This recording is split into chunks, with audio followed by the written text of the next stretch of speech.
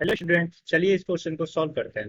Question कह रहा है explain the pressure correction applied to ideal gas equation to make it fit for real gases. तो इस question में जो की कॉन्सेप्ट यूज होगा वो है की कॉन्सेप्ट ऑफ वंडरवाल इक्वेशन। अब देखते हैं इस क्वेश्चन को सॉल्व कैसे करते हैं। यहाँ पे क्या कह रहा है कि एक्सप्लेन द प्रेशर करेक्शन, यानी कि आइडियल गैस इक्वेशन क्या कहता है। आइडियल गैस इक्वेशन कहता है P V equals to n R T. यहाँ पे पी क्या है, pressure of the gas medium, and v is the volume of gas, and n is the number of moles of gas, r is the universal gas constant, and t is the temperature। ये हो गया हमारा ideal gas equation, यानी कि जो इस equation को follow करता है, इस इक्वेशन ऑफ स्टेट को फॉलो करता है, उसे बोलते हैं आइडियल गैस इक्वेशन। अब इसमें क्या होता है, at low temperature and high pressure, यानी कि लो टेम्परेचर और हाई प्रेशर पर क्या होता है कि intermolecular attraction can not be neglected. अब ऐसा क्यों, आगे बात करेंगे। क्या intermolecular attraction can not be neglected now. ऐसा क्यों, क्योंकि the observe pressure P is smaller then the ideal pressure PI। क्योंकि क्या होता है कि जो प्रेशर है, जो ऑब्जर्व प्रेशर है, observe pressure E is smaller than the ideal pressure। Means ideal pressure से तो क्या होता है कि कम होता है। आइडियल प्रेशर इसे PI मान लेते हैं, पी आइडियल।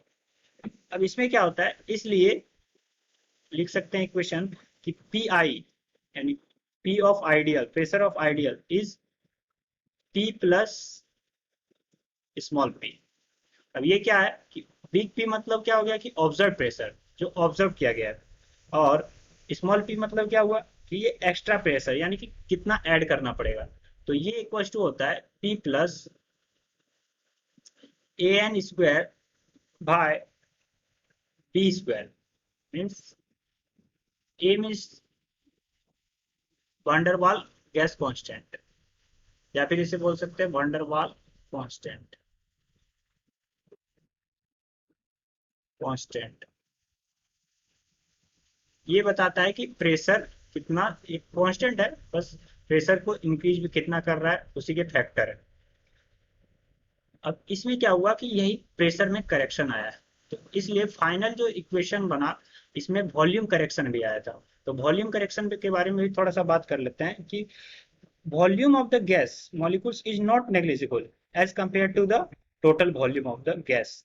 क्यों, क्योंकि द आइडियल वॉल्यूम, वॉल्यूम के केस में क्या होता है कि आइडियल वॉल्यूम जो होता है वो स्मॉलर होता है than observe volume, is smaller than observe volume. तो क्या होता है, इसका इक्वेशन क्या बनता है कि V i, that is V equals to क्या हो जाता है, VI प्लस NB। बस ये B जो है वंडरवाल कांस्टेंट ही है फॉर वॉल्यूम करेक्शन। ये है वॉल्यूम करेक्शन के लिए और A है प्रेशर करेक्शन के लिए। तो VI क्या आ गया, V माइनस NB।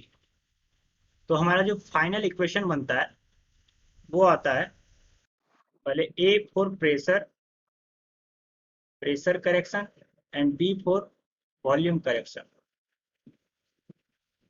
अब इसके बात करते हैं कि फाइनल इक्वेशन, यानी कि final van der Waals equation.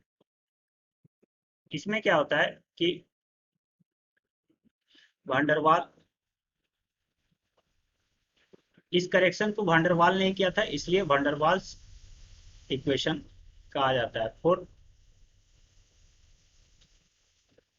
Real gases. तो रियल गैसेस के लिए इसका इक्वेशन आया था P plus a n square by V square into V minus n b is equal to n R T. अब ये हो गया P आइडियल, ये हो गया V आइडियल, और ये तो एन आर टी, इसलिए ये आ गया वंडरवाल्स इक्वेशन। तो हमारा फाइनल आंसर यानी कि pressure correction, that is explain the pressure correction. तो प्रेशर करेक्शन क्या आ गया, वो है कि a n square by V square, इसे ऐड कर देना है, यानी कि एक्चुअल प्रेशर में जो ऑब्जर्व प्रेशर आया। I hope this is clear to you. Thank you.